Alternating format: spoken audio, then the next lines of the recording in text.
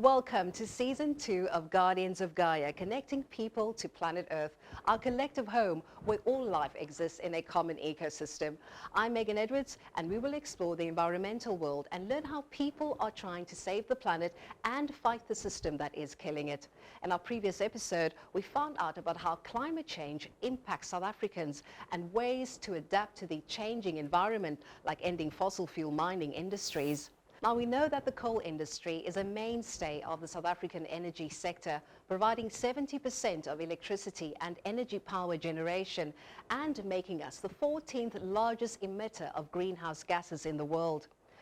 The destructive and deadly impact of the industry is not limited to the environment and the health of people, like the land as well, water and the air, but has an economic impact on our livelihoods as electricity costs continue to rise.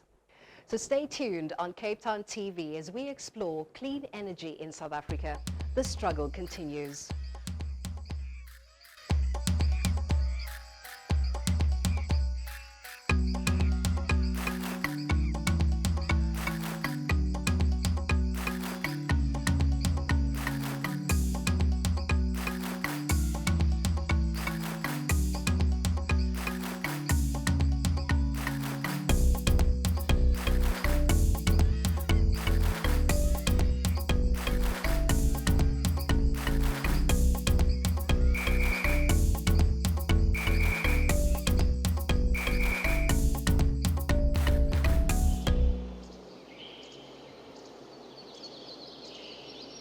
If you or someone you know in your community are doing their part in the fight against climate change, or if you wish for us to come and tackle a very specific environmental issue in your community, then please email us at gog@capetowntv.org.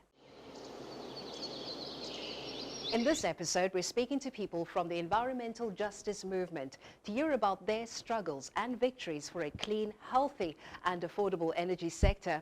Civil society is coming together in a movement calling for an end to fossil fuel mining, including nuclear and gas, called dirty energy.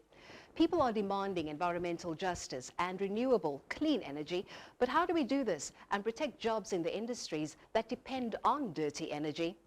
Let's look at how fighting climate change is about power. Our fight against climate change is a battle over power.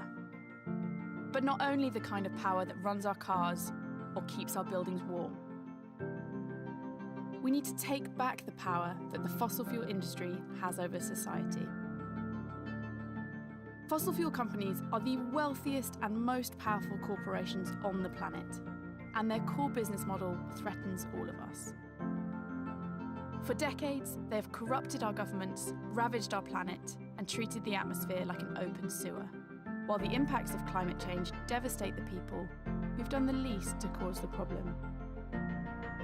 We believe in a sustainable and prosperous future, which is socially just and economically fair.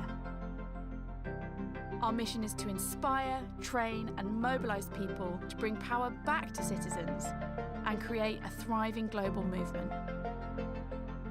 To put the heat on the fossil fuel industry, drive our leaders to act and create the climate solutions the world needs. We will confront the power of the fossil fuel industry, dismantling their social licence and stopping their projects on the ground. We will also continue to work locally with communities affected, supporting those responding to climate disasters and working to promote investment towards community-based sustainable initiatives and renewable energy projects. We will keep targeting and pressuring local and national governments to take action on reducing emissions. But we need everybody. No matter where you live, there are ways to plug in.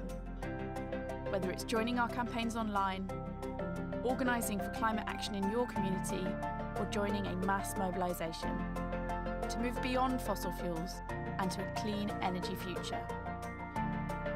There's room for everyone in this growing movement. Together, we can create a new kind of power. Looking back at history of the struggle for clean energy, in 2014, South Africans discovered a nuclear energy procurement agreement with Russia, shocking citizens because no proper parliamentary channels or public participation processes had been followed. So let's watch how two organizations, Earthlife Africa and SAFC, work to stop the corrupt nuclear deal on Cape Town TV, Channel 263.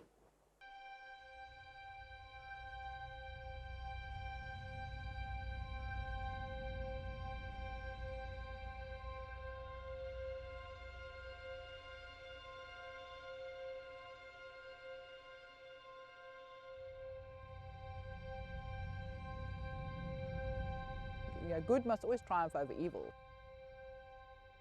I think it's like when you come up against bullies. At a certain point, you actually say, enough is enough.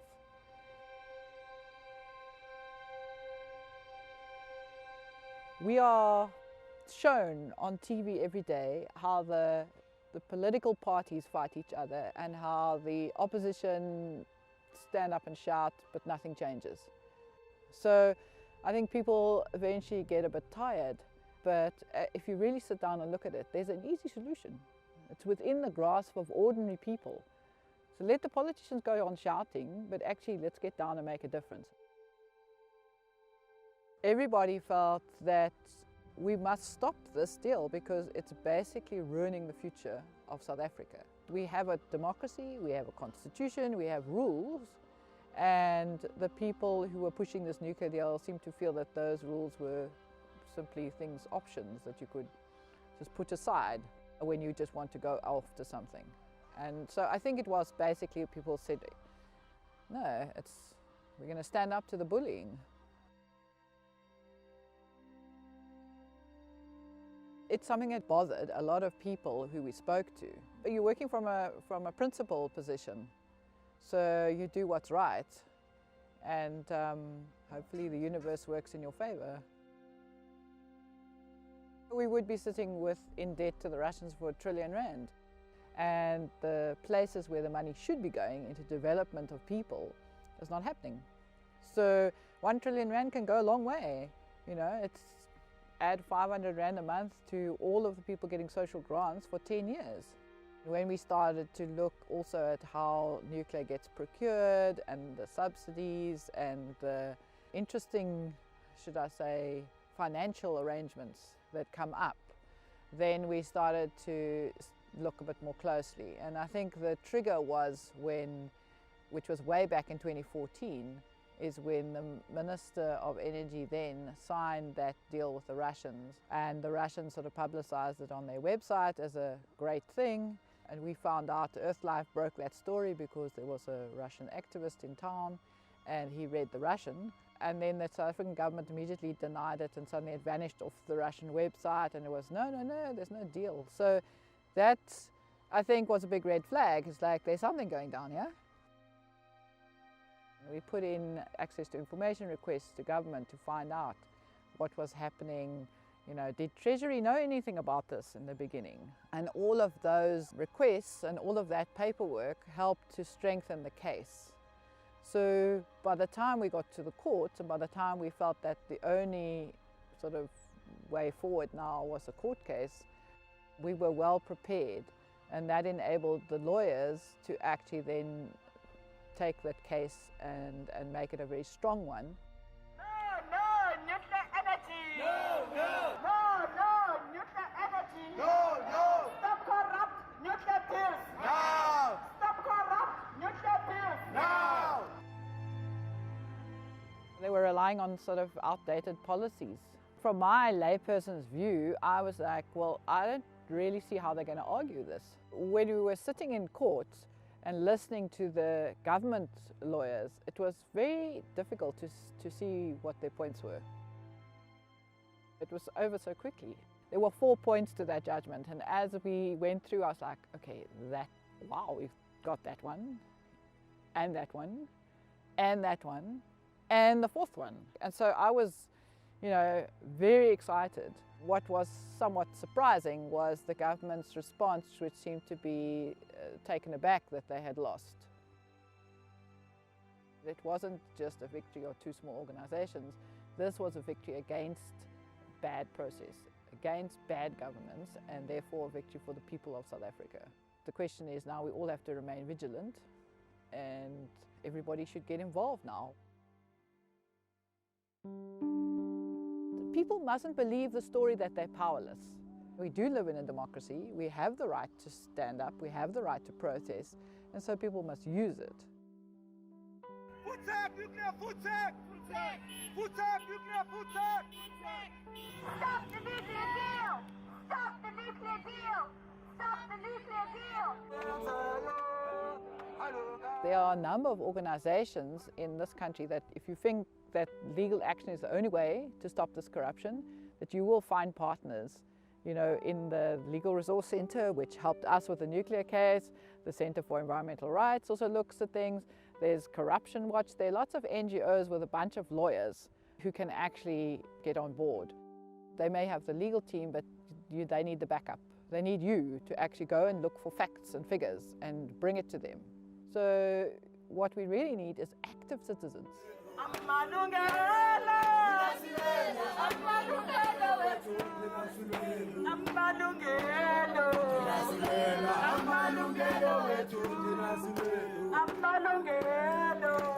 You don't have to be some big organization. Everybody can play a part. Forward we shall march. Forward we shall march to a transparent government. Forward, forward we shall march. Forward, forward we shall